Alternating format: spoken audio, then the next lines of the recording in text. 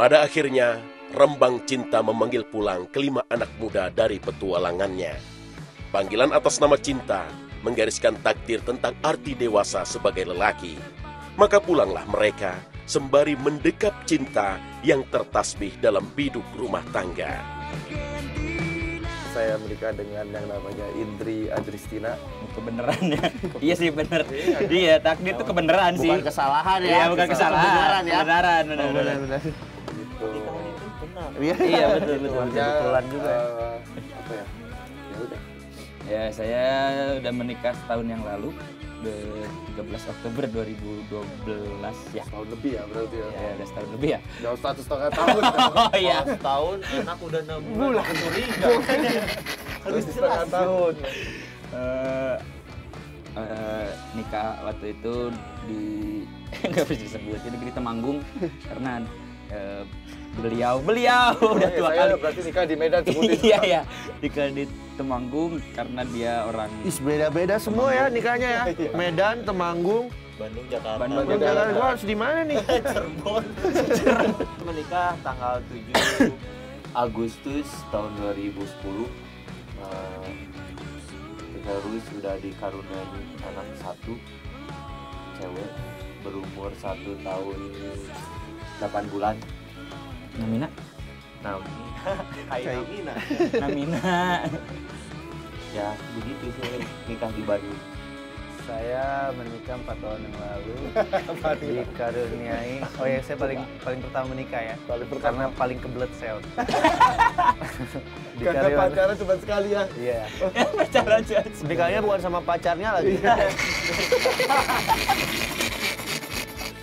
Hebat Trik, lu pacaran sekali, nikah sekali.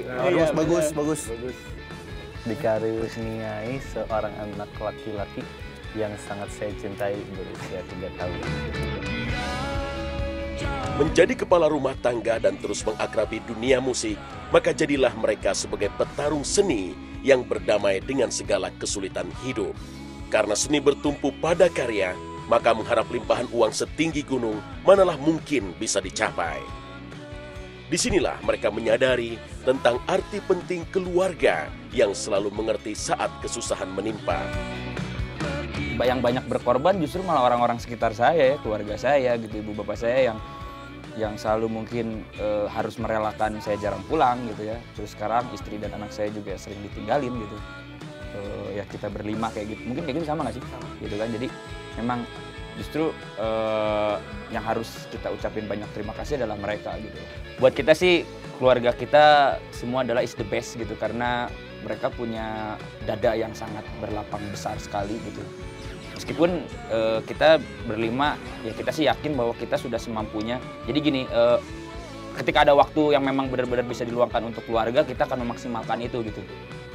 Kita selalu memaksimalkan itu. Jadi mungkin tidak bisa liburan yang jauh-jauh dulu, tapi pasti dalam 1 tahun mungkin bisa ada gitu. Pasti ada quality time-nya, pasti ada. Pada akhirnya, ibu adalah segalanya bagi The Changcuters. Ibu yang mengandung dan melahirkan mereka ke dunia. Ibu yang selalu membasuh lara kala mereka terluka. Dan ibu adalah mutiara yang kilaunya tak pernah luntur dalam pekat dunia. Kalau misalnya ngomong, kita juga nggak tahu sejak kapan ya, maksudnya sejak jadi mereka ini nggak tahu mulainya kapan tepatnya sih gitu ya, cuman mereka saling berkomunikasi, punya grup sendiri, Mama Cute, namanya Mama Cute, Mama Cute, grup chatting.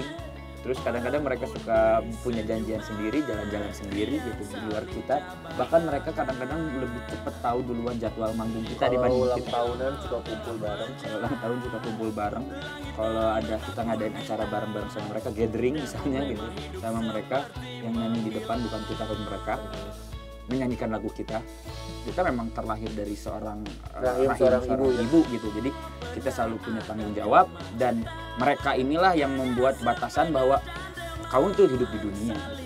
Mau ngapain lu gitu. Maksudnya Mau serok and rollnya masih ada Tuhan gitu loh. Jadi ya kita sih selalu terserah mau dicemooh misalnya apa lu rock and roll masa anak mami gitu, bodoh amat gitu. Karena urusannya untuk sama ibu ini adalah urusannya nanti kita setelah mati. Minallah gitu. Jadi lu mau ngomong bacot apa nggak akan ngaruh sama kita gitu. Karena kita berpikiran rock and rollnya kita tetap aja kita punya Tuhan, dan akhirnya kita akan bertemu sama Dia. Dan kalau misalnya ya silakan deh. Kalau lu emang orang yang paling berani melawan Tuhan silakan. Kita sih nggak berani gitu aja. Gitu. Jadi ya sama aja kayak gitu. Sekolah lah nomor 1, tapi setelah serius ternyata ketemu temen-temennya ini diajakin, ya udah akhirnya suatu band itu suatu kerjaan ya, hobi yang menghasilkan. Bersama dalam susah dan senang, bersama dalam tiada harta dan kekayaan, sudah mereka jalani dalam rentang 10 tahun ini. Kebersamaan yang tertandai lewat album ke-11 bertajuk Visual, dengan hits bertajuk Akhirnya Indah di tahun 2013 lalu. Manggung sama rezeki kita pisahin gitu. Manggung ini bukan dalam artian kita cari duit gitu loh. Karena manggung ini ya udah menjadi sebuah pilihan buat kita, pilihan hidup kita gitu. Kalau rezeki mah kita percaya udah ada yang nanggung gitu.